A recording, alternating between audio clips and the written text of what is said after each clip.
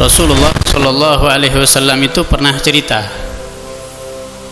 di dalam hadis yang cukup panjang, disebutkan ada 3 orang yang mereka itu melakukan perjalanan jauh untuk mencari nafkah. Kemudian 3 orang ini mengalami kendala, ya, di tengah perjalanannya itu mengalami kendala. Jadi hujan deras, kemudian angin, badai, ya akhirnya apa? Mereka masuk ke dalam gua. Karena angin yang begitu kencang, hujan deras, akhirnya apa? Itu ada batu besar jatuh sehingga menutupi mulut gua tadi itu. 3 orang ini terperangkap di dalam gua sudah. Akhirnya 3 orang nggak bisa keluar daripada gua. Salah satunya mengatakan, la yunjikum min hadhihi as-sakhrah illa an tad'a bi a'malikum as-salihah. Kalian tidak akan selamat dari gua ini, tidak akan bisa keluar dari gua ini kecuali kalian memohon kepada Allah dengan amal soleh yang pernah kalian lakukan. Akhirnya masing-masing ingat-ingat, apa ya amal soleh yang pernah kita lakukan? Oh, ada ini, ada. Masing-masing akhirnya minta kepada Allah. Yang pertama, dia mohon kepada Allah, ya Allah, dulu saya pernah senang dengan seorang perempuan, saya rayu dia untuk melakukan perbuatan sebagaimana layaknya suami istri. Dia menolak.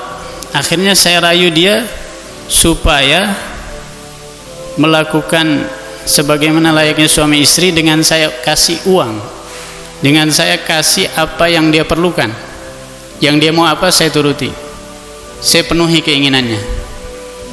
Ketika perempuan ini sudah mendekat saya sudah berdekatan dengan dia, saya ingat kepadamu ya Allah, kemudian aku tinggalkan perempuan ini. Dan dia mengatakan, Allahumma in kunta ta'lamu anni fa'altu dzalika raja'a rahmatik wa khasyata adzabik fafruj anna.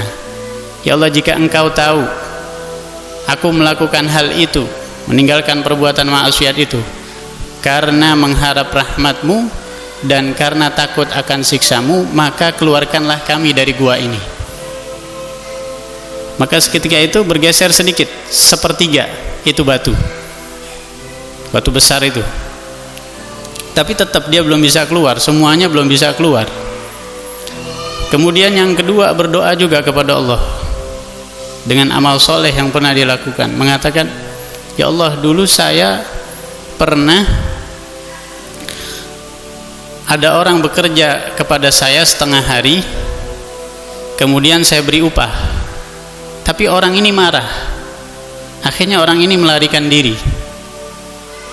Upahnya itu saya kelola, diputar lagi, diputar upahnya itu sampai akhirnya jadi banyak uangnya. Setelah beberapa tahun kemudian, orang ini datang lagi minta upah yang dulu.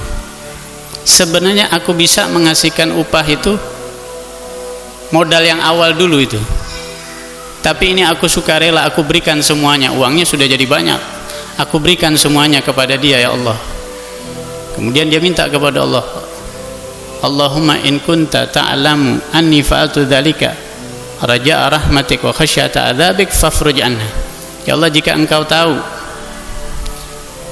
aku melakukan hal itu karena berharap rahmatmu dan takut akan siksamu ya Allah, maka keluarkanlah kami dari gua ini.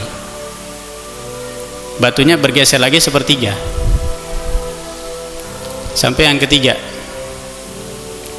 Nah, yang ketiga ini orang yang kesehariannya setiap harinya dia menggembala kambing di siang hari sampai sore hari, kemudian dia perah itu kambing, air susunya dia kumpulkan, kemudian dia bawa ke rumahnya, diberikan orang tuanya. Setiap hari begitu pekerjaannya, sampai suatu ketika dia setelah memerah air susu tadi, dalam perjalanannya ada gangguan, ada pohon yang jatuh sehingga dia terlambat pulangnya, akhirnya sampai rumah sudah malam hari. Ibunya atau orang tuanya sudah dalam keadaan tidur, dia nggak mau bangunin orang tuanya, nggak mau ganggu, sudah terlelap tidur. Akhirnya susu itu dipegang oleh dia. Anaknya di malam hari nangis merengek-rengek, luar biasa nangisnya, sampai itu anak ada di kakinya dia. Dia tidak berikan air susu tadi, tetap diutamakan untuk orang tuanya. Besoknya baru susu tadi itu diberikan kepada orang tuanya. Diutamakan orang tua daripada anak. Di situ dia minta kepada Allah, ya Allah, in kunta ta'lamu anni fa'altu dzalika raja'a rahmatik wa khasyata 'adzabik fafruj anna. Ya Allah, jika engkau tahu kalau aku melakukan hal itu karena rahmatmu dan takut akan siksamu, ya Allah, keluarkanlah kami dari gua ini. Batunya bergeser lagi, akhirnya bisa keluar. Ketiga orang ini bisa keluar dan sujud syukur, bersyukur kepada Allah Subhanahu wa ta'ala. Karena kenapa? Telah dikeluarkan dari gua tadi itu dengan selamat. Dari sini para ulama memaknai hadis tadi itu memberikan arti pertama, kita harus meninggalkan perbuatan maksiat. Walaupun kita dirayu oleh seorang perempuan yang bagaimana rupanya dia, kita harus tinggalkan itu. Kemudian yang kedua, kita diperbolehkan bertawassul dengan amal solehnya kita.